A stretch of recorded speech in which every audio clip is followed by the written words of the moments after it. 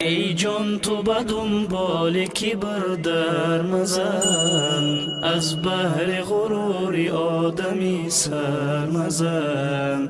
مال و تن و جان امانت است میدانی، جز تکیه او تکیه به هیچ در مزن. مال و تن و جان امانت است میدانی، جز تکیه او تکیه به هیچ در مزن. از خاک شده ای کبر منی ها چی کنی، این وسوسه و راه بدی ها چی کنی. از خاک شده ای کبر منی ها چی کنی، این وسوسه و راه بدی ها چی کنی. بیدار از این خواب گران می باید، بار نظری عمر جوان می باید. بیداری از این خواب گران می باید، بار نظری عمر جوان می باید. ای جان تو به دنبال کبر در مزن، از بهر غرور آدمی سر مزن.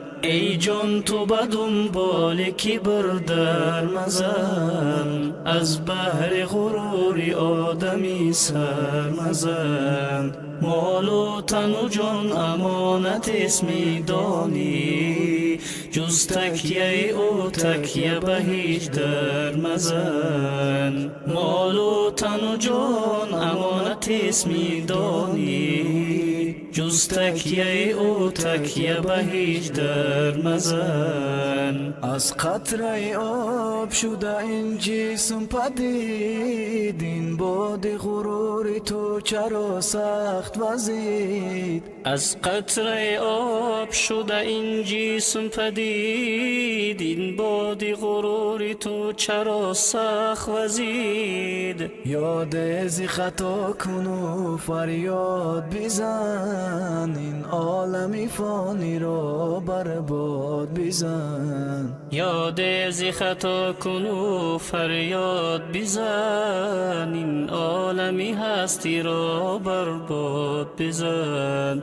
ای جان تو به دنبال کبر در مزن، از بهر غرور آدمی سر مزن. ای جان تو به دنبال کبر در مزن، از بهر غرور آدمی سر مزن. مال و تن و جان امانت است میدانی، جز تکیه او تکیه به هیچ در مزن. مال و تن و جان امانت است میدانی، جز تکیه او تکیه به هیچ در مزن. بالشت سری ما شدن از خاک لحد، این عمر دریچه سزاندار ابد. بالشت سری ما شد